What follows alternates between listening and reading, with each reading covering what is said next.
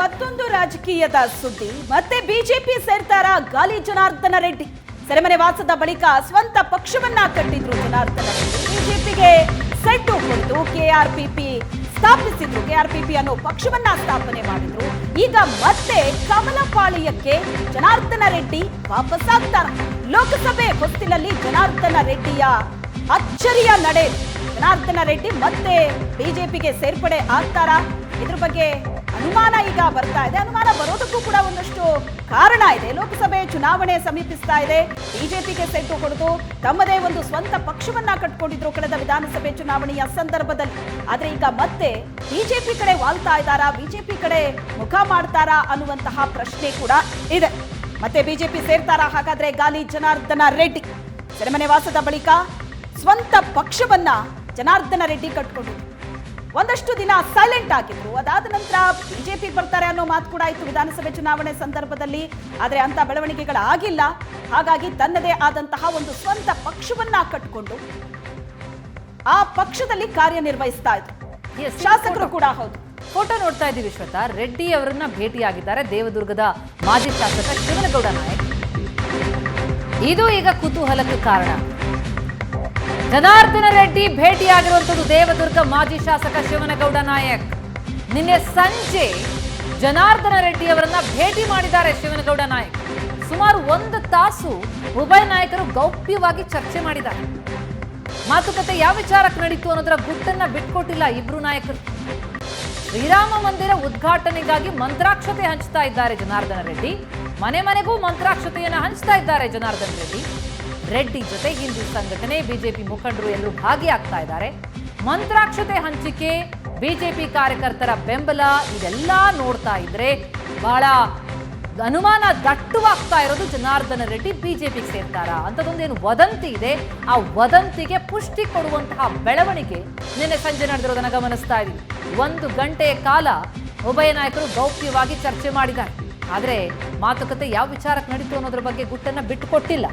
ಆದರೆ ಈ ಭೇಟಿ ಏನಿದೆ, ಈ ಚರ್ಚೆ, ಮಾಜಿ ಶಾಸಕ ಶಿವನಗೌಡ ನಾಯಕರನ್ನ ಭೇಟಿಯಾಗಿ ಮಾತುಕತೆ ನಡೆಸಿರುವಂಥದ್ದು, ಇದು ಈಗ ಕುತೂಹಲ ಕಾರಣ ಆಗಿದೆ. ಅನುಮಾನ ಹೆಚ್ಚಳವಾಗ್ತಾ ಇದೆ. ಹಾಗಿದ್ರೆ ಬ್ಯಾಕ್ ಟು ಬಿಜೆಪಿ ಆಗ್ತಾರಾ ಜನಾರ್ದನ ರೆಡ್ಡಿ ಅನ್ನೋದು ಈಗಿರುವಂತಹ ಕುತೂಹಲ. ಈ ಬಗ್ಗೆ ಹೆಚ್ಚಿನ ಡೀಟೇಲ್ಸ್ ಅನ್ನ ಕೊಡ್ತಾರೆ ನಮ್ಮ ಪ್ರತಿನಿಧಿ ದೊಡ್ಡೇಶ್ ಎಲಿಗಾರ್ ಸಂಪರ್ಕದಲ್ಲಿದ್ದಾರೆ. ದೊಡ್ಡೇಶ್ ಎಲಿಗಾರ್, ಈಗ ಜನಾರ್ದನ ರೆಡ್ಡಿ ಬಿಜೆಪಿ ಕಡೆ ಬರ್ತಿದ್ದಾರಾ ಅನ್ನೋ ಪ್ರಶ್ನೆ ಮೂಡೋದಕ್ಕೂ ಕೂಡ ಕಾರಣ ಇದೆ.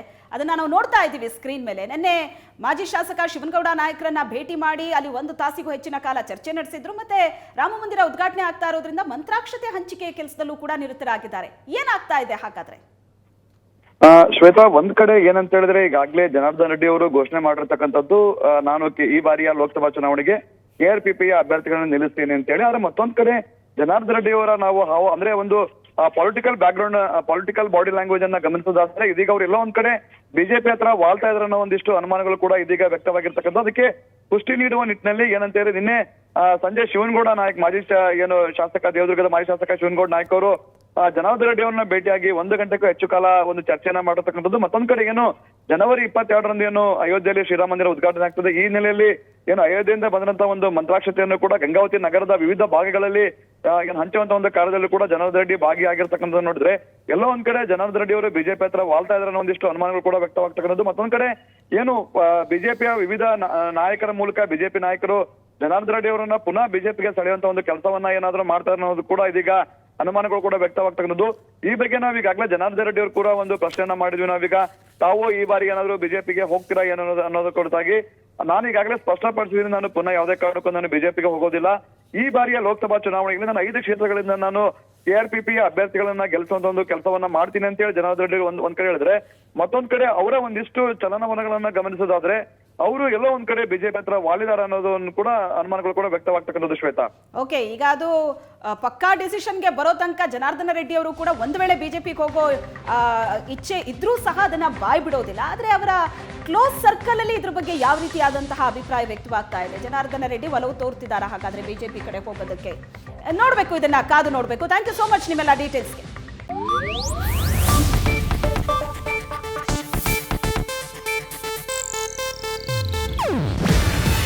ಇದು ಏಷ್ಯಾನೆಟ್ ನ್ಯೂಸ್ ನೆಟ್ವರ್ಕ್ ಪ್ರಸ್ತುತಿ. ನೀವು ನೋಡ್ತಿದ್ದೀರಾ ಏಷ್ಯಾನೆಟ್ ಸುವರ್ಣ ನ್ಯೂಸ್.